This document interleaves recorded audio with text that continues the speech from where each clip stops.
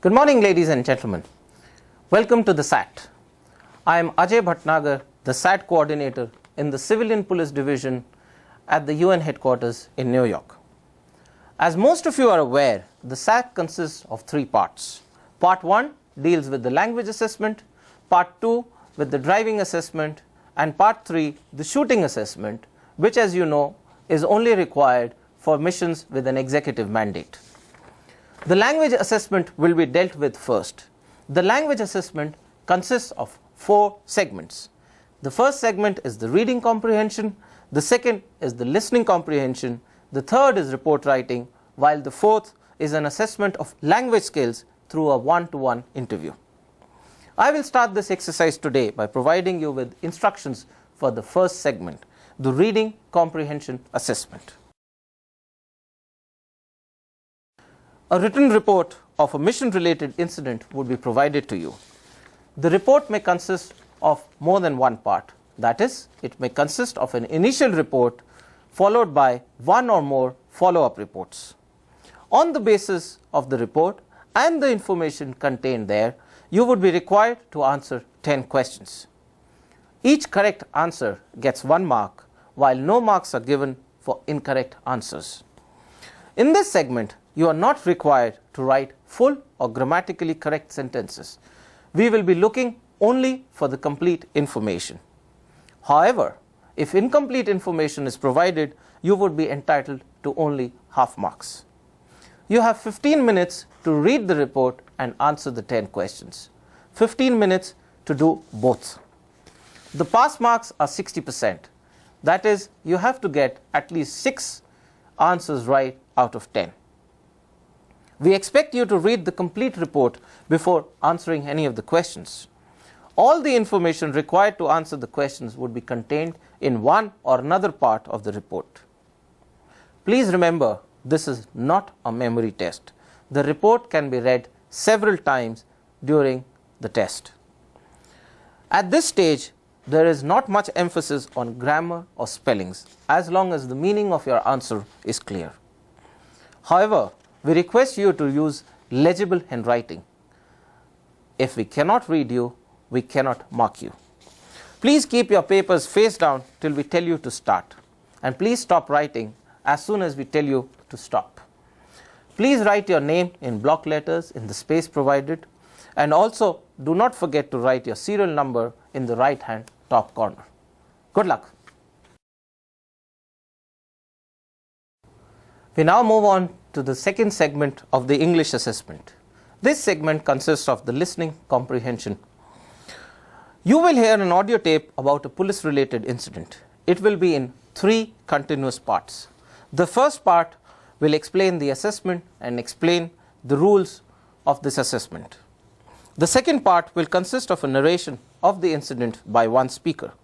It will give you an overview of the entire incident.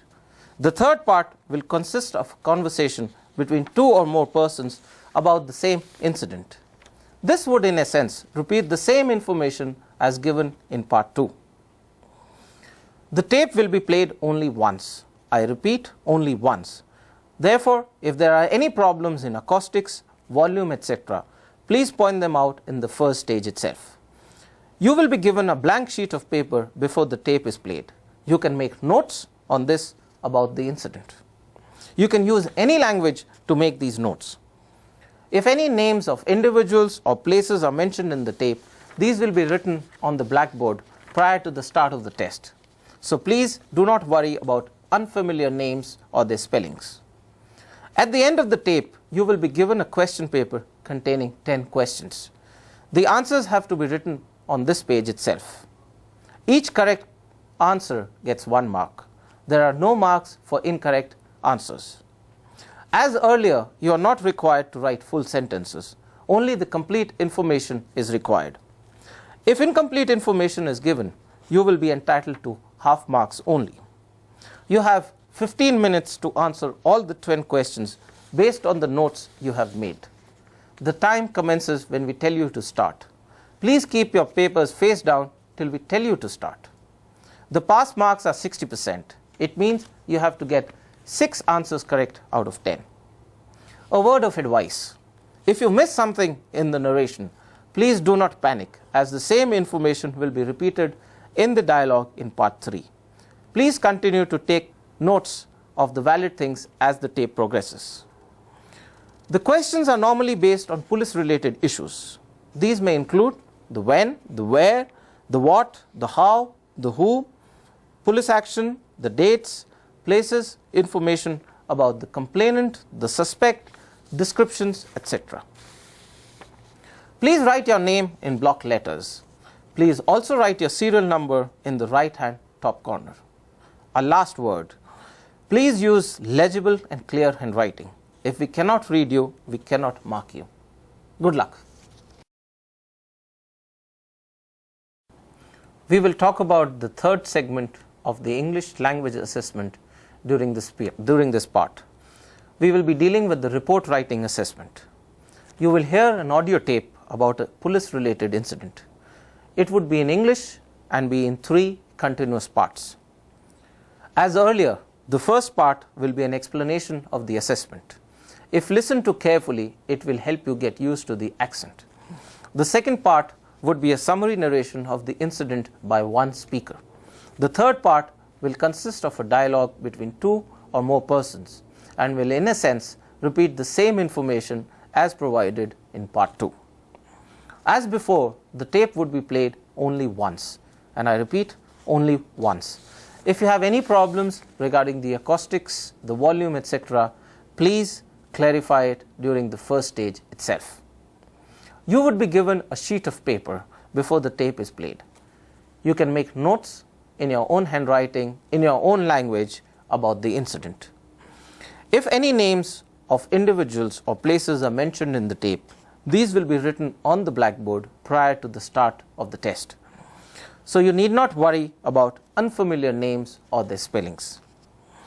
Before the start of the tape, you would also be given a blank form of an incident report. You would have approximately 10 minutes to study this form and familiarize yourselves with it. The form is only a guide, and I repeat, only a guide for you to indicate the kind of information expected from you in the report. The tape would consist of 20 salient facts related to the incident. You are expected to write a legible police report about the incident covering as many of these 20 points as possible. The issues details in the forms will only provide you with about 12 to 15 points out of the 20 main points. You have to glean the rest from the tape. The marking will be done only on the report written in longhand on the page with ruled lines and not in the blanks filled in the form. As mentioned earlier, the form is only a guide to show you the kind of information that we expect you to write in the report. You would be marked on the number of facts mentioned correctly. The more the facts mentioned in the report, the more the marks. Unlike the first 2 segments, in this assessment, you will largely be marked on the sentence structure, time sequence of events, grammar, spelling, etc. You are likely to fail if your report talks about a different incident or does not follow the correct sequence of events.